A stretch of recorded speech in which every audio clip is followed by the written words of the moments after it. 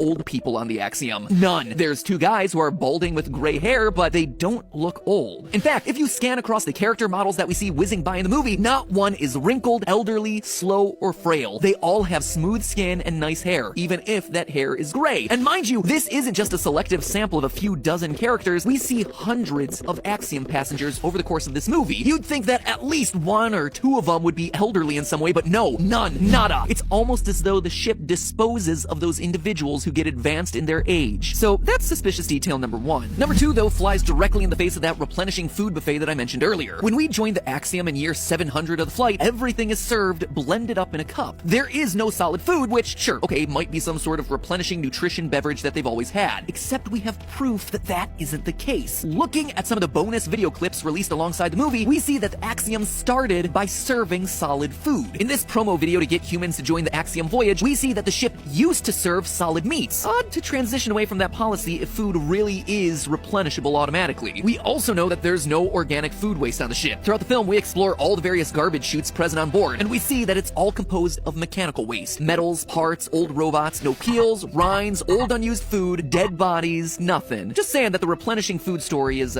shaky at best. Now, in the comments, a lot of people were asking about oxygen. Fugol, Mr. Cool, Murfaria, Hussein Ahmed, and more, with many saying that the fact that the humans are still breathing oxygen must mean that there's plants on boards, and then presumably farms. Well, actually, that's not true. For one thing, as I pointed out earlier, no one has ever seen a plant before, so it seems unlikely that there'd be a section of the ship actively growing plants. But more importantly, supplying enough oxygen for a single human requires a lot of plants. On average, it takes the equivalent of about 8 trees to satisfy the oxygen needs of an adult human, which would mean that if the B&L Starliners were making oxygen the old-fashioned way, they'd need to have more plants on board than humans. More to the point, though, the how to get oxygen in space thing isn't something we